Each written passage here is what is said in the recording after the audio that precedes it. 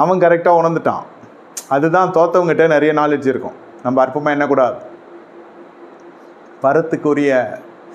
பரத்துக்கு விரோதமான பாவம் இருந்துச்சுன்னா பற்றாக்குறை இருக்கும் ஐயா. ஆமாம், பரத்துக்கு விரோதம் பாவம் இருந்துச்சுன்னா துணிமணி கூட போட்டுக்க இருக்காது.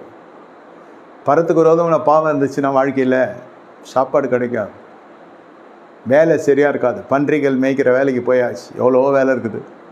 பன்றி உலையான சேட்டில் இருக்கிற பன்றி மேய்க்கிற இடத்துக்கு போனால் அங்கே சோறு போடுறதுக்கு கூட ஆள் கிடையாது. இந்த அடிமைக்கு பன்றிகள் தின்ற தீவனத்தை இன்னும் சாப்பிட்ற அளவுக்கு போயிட்டு முதல்ல ஒரு கூட்டத்தோடு சுற்றணும். அது உலையான சேத்தில் சுழன்ற மனித பன்றிகள். அதான் வேச்சி விட்டு காசு இருக்கிறப்போ நல்ல இளம் வயதில் பெரிய பணம் நல்ல செலவு பண்ணுறாங்க. முதிர் வயதுக்குள்ளே போகிறப்போ பார்த்தா அதை விட பெரிய பனிஷ்மெண்ட் வேறு எதுவுமே இல்லை. இளம் வயதில் விட்ட காசை நினச்சி முதிர் வயதில் செலவு பண்ணதில் 10% கூட நம்மக்கிட்டே போயிடல. அப்போ டிப்ஸு கொடுப்பார் பாருங்க, துறை எடுத்து அப்படி இஷ்டத்துக்கு கொடுப்பார். டிப்ஸே ஆயிரக்கணக்கில் கொடுக்குறான்னா எவ்வளோ பெரிய நட்சத்திர வீட்டில் போய் சாப்பிட்ருக்கான். சந்தோஷம். உழைச்சி சாப்பிட்டியா? உழைச்சி சாப்பிட்டாலே தப்புன்றான். அப்புறம் ஊதாரித்தனமாக செலவு பண்ணிட்டு இப்போ அவனுக்கு சிலிண்டர் வாங்க முடியல அவனால். இந்த மாதிரியெல்லாம் இருக்காங்க நிறைய பேர். இருக்கிற காசை ஆட்டு இறைச்சி வாங்கி சாப்பிட்ணுன்னு ருசிக்கு 900 ரூபா கொடுத்து 1 கிலோ ஆட்டுக்கறி வாங்கி சாப்பிட்டுட்டு 850 ரூபா கொடுத்து சிலிண்டர் வாங்க முடியாமல் இருக்கும். எது முக்கியம்? நான் ருசி. 6லேயும் சாவு 100லேயும் சாகணும். உனக்கு சாவே வராதுடா, நீ இருந்து எல்லாத்தையும் பாடம் கற்றுட்டு தான் போகணும்.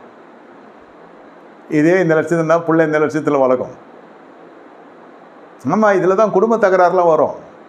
உங்களுக்கு தெரியாது. இது பரத்துக்கு எதுவான பாவம், பரத்துக்கு விரோதமான பாவம் வருமானத்தை மட்டும் உங்களுக்கு அடிக்காது, பற்றாக்குறையில் மட்டும் நடத்தாது. குடும்பத்துக்கு நடத்துகிறப்போ இதே ப்ராக்டிஸ் வந்துச்சுன்னா காசுக்கிறப்ப நல்லா இஷ்டத்துக்கு செலவு பண்ணிட்டு நண்பர்களோடு போய் அப்புறம் காசு இல்லாதப்போ சந்திக்கிறது மனைவியும் மக்களும் எப்படி இருக்கும்? எந்த குடும்பம் நிலைத்திருக்கும்?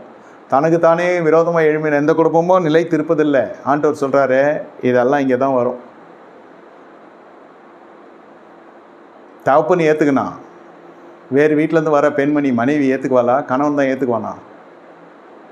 இந்த மாதிரி பொம்பளைங்களும் செலவு பண்ணுது சில நாடுகளில் இல்லை, எல்லா இடத்துலையும் இருக்குது. இது தெரியாது வெளில, எனக்கு கொஞ்சம் தெரியும், நான் சொல்கிறேன். இதே மாதிரி பெண்களும் வாழ்கிறாங்க. வேசிகள் வீட்டுக்கு போனாங்களான்னு கேட்காதீங்க, அது இல்லை. சப்ஜெக்டு கொஞ்சம் நம்ம பார்த்துக்கணும். இஷ்டப்படி செலவு பண்ணுவாங்க. தன் அண்டை அயலாருக்கு இல்லை, தன் சொந்த வீட்டாருக்கு செலவு பண்ணுவாங்க.